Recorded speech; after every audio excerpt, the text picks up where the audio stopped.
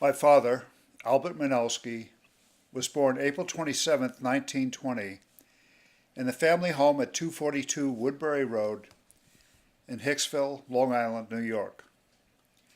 He was the second son of Andrew and Mary Minelski, his older brother Andrew having preceded him into the world. The family grew to include two more brothers and two sisters.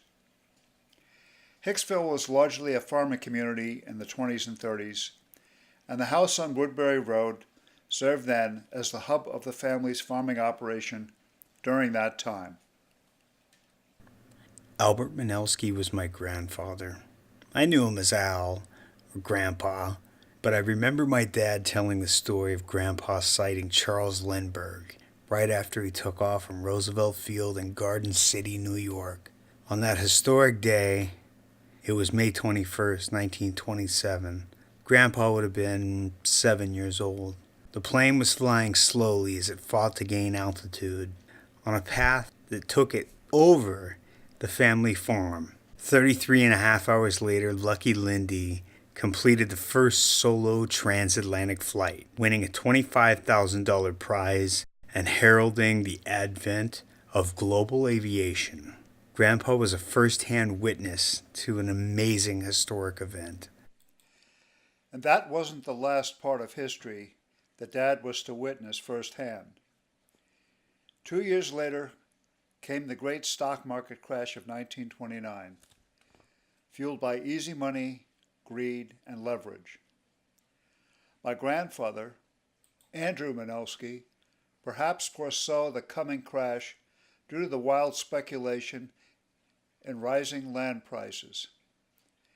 It's been said that he sold the farmland and leased it back early in 1929, just before the crash.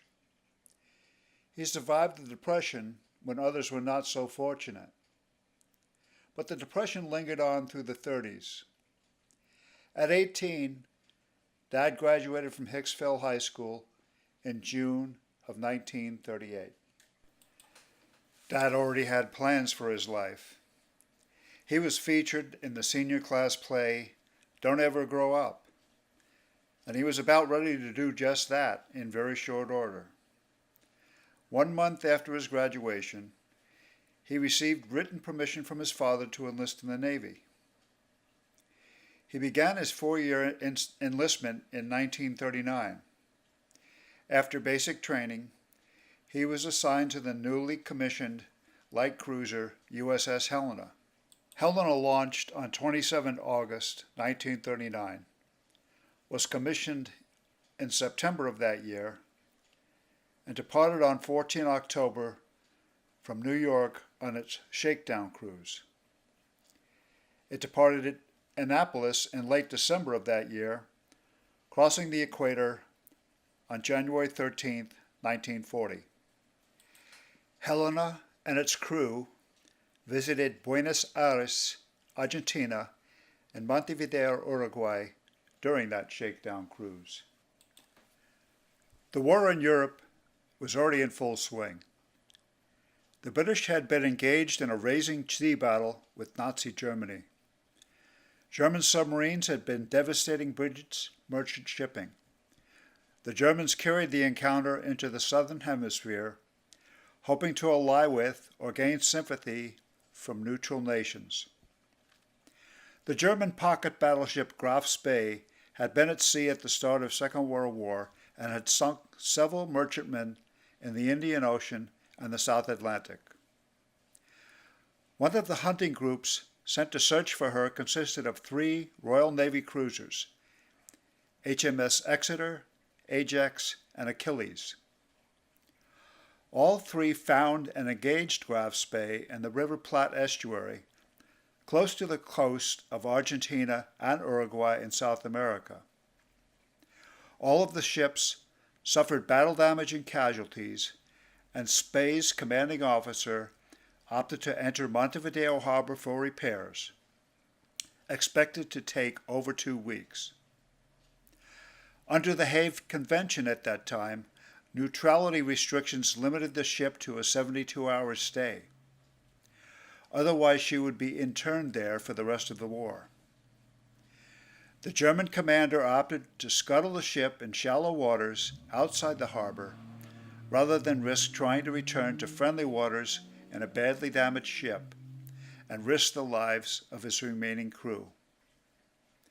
This action reportedly outraged Adolf Hitler. Langdorf, the ship's commandant, committed suicide a few days later. Epilogue. Helena visits Montevideo from 19 January to 3 February 1940. Members of Helena's crew board and inspect the vessel. Dad's letter home to his mom at this time mentions the friendliness of the people in Montevideo and his discovery of the Spanish word for ice cream, helados.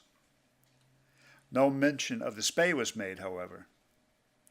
Helena returned to New York in early March of 1940 after making stops in Brazil, Guantanamo Bay, and Norfolk, Virginia.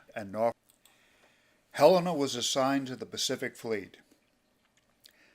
A plan of the day for January 13, 1941 shows a busy schedule from sunup to sundown, with drills, exercises, and rigorous battle preparation exercises.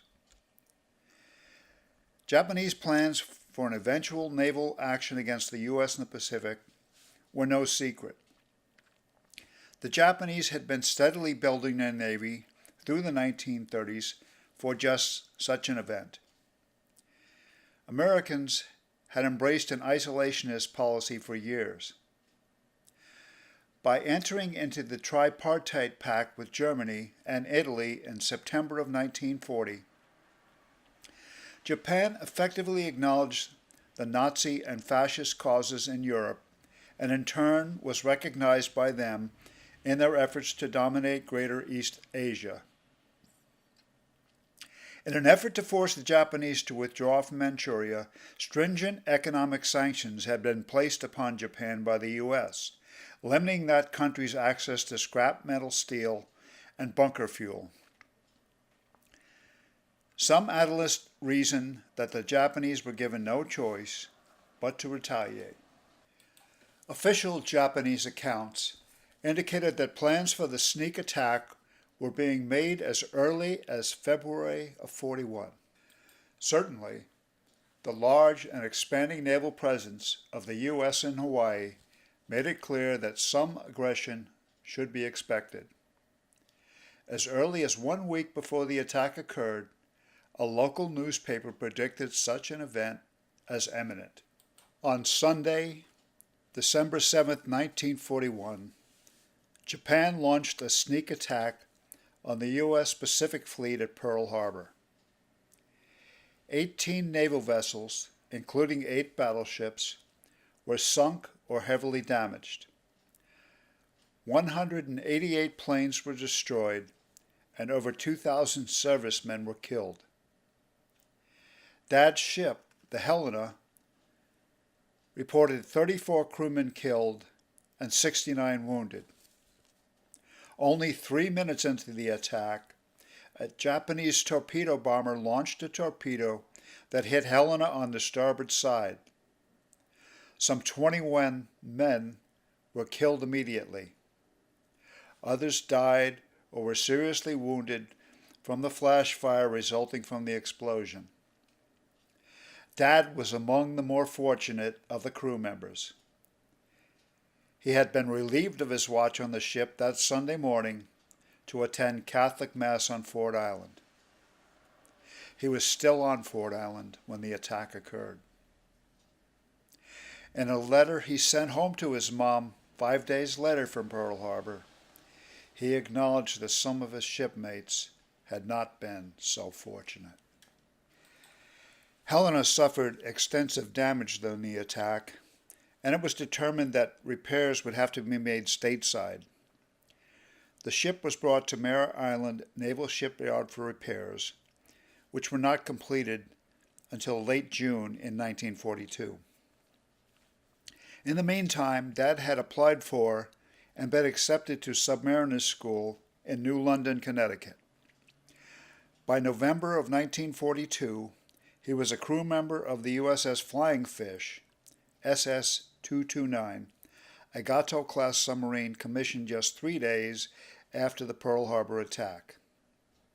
On January 12th of 1943, he was awarded a commendation for his contributions during the ship's third war patrol, in which he attacked and sank 2 Japanese destroyers. Dad also served as a crew member of the USS Sunfish, SS-281, also a Gato-class submarine. When he completed his naval career, he was a chief petty officer. Sunfish had been commissioned in July of 1942, and both subs operated from Pearl Harbor. News clippings from Dad's records recall the tragic fate of his original ship, the Helena. After being repaired from the damage sustained at Pearl Harbor, she sailed again to action at Guadalcanal, Savo Island, and Cape Esperance, earning 7 battle stars and a Navy unit commendation letter.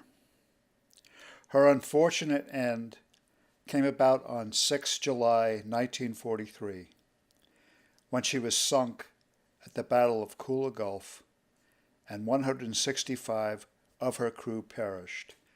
I'm not sure when my dad served his last patrol on Sunfish and when he returned stateside, but I do know he was married to my mom, Marie Dolores Dawson, on May 19, 1945, that the war ended in the Pacific later that year when the atomic bombs were dropped and Japan sued for peace. Dad was honorably discharged from the Navy, and he and Mom started a family in California. I was born there in 1946, my sister in 1947, but we were not destined to be raised there. My dad was a strong-willed man, and he had other ideas. By 1947, Dad had decided to leave California for good and moved back to his hometown of Hicksville, New York. He built a house trailer in the backyard of my maternal grandmother's house in Santa Monica, California. The family of 4, Dad, Mom, myself, and my sister, arrived there in mid-1948. Dad was industrious and hardworking, and knew that veterans like himself would be contributing factors to the post-war economic expansion. He worked hard, and by the early 1950s was able to start the business that sustained him and his growing family for the rest of his life, Chroma Paint. The business outgrew its original location and soon moved into a shopping center to gain more exposure. But after a few years of paying rent and watching his rental rates rise along with his business income, he wanted to become an owner, not a tenant. He purchased an old bakery location at a strategic corner on Broadway in Hicksville, rehabbed and expanded on the property. Then he relocated the store there in the early 60s. I worked there through high school and while I was going to JC shortly thereafter. Part of the original property was destroyed by fire when I was in Vietnam. At any rate, the current building on the site, which was built in 1967, stands there today and still operates as Chroma Paint. Dad's life and his legacy are a shining example of what author Tom Brokaw has termed the greatest generation. As the oldest of his 8 children, he held me to a very high standard. Now I can see why. Present and future generations may never fully grasp the enormous transition that occurred during his generation, and the personal and collective sacrifices those of his generation were willing to make.